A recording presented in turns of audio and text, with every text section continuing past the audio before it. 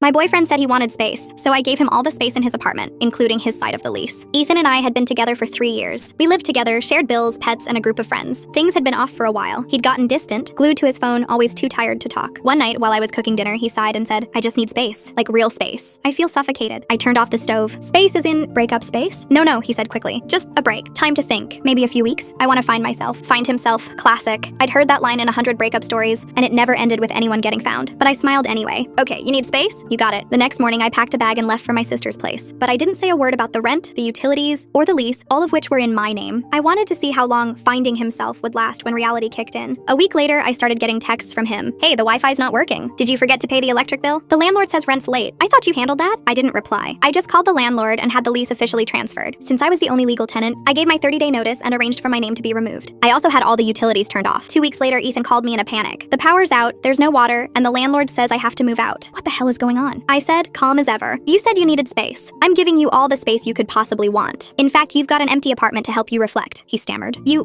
can't just, where am I supposed to go?" "Maybe you'll find yourself somewhere new," I said and hung up. Turns out while I was gone, he'd been finding himself in someone else's bed. My coworker, Jen, mutual friends, confirmed it. Apparently, they'd been seeing each other for months, and the break was just his coward's way of phasing me out. So I made sure when the movers came for my stuff, they took everything that was mine, and a few things that weren't. I left him the couch and his laptop, that was it. The fridge? Empty. The TV? Gone. Even the shower curtain. A week later, Jen posted a photo of them together on Instagram, captioned, "New beginnings." I commented, "Hope your Wi-Fi's back on." 3 hours later, she deleted it. 2 months later, Ethan tried to call me again. "I just wanted to say I'm sorry," he said. "You didn't deserve that. I was stupid." "I know," I said. He paused. "Do you think maybe we could—" "No," I cut in. "I'm allergic to people who need space but can't afford rent. Now I live alone in a new apartment. No clutter, no drama. Plenty of space, and every inch of it's mine." Ethan? Last I heard, he's still crashing on Jen's couch. Guess he found his space after all.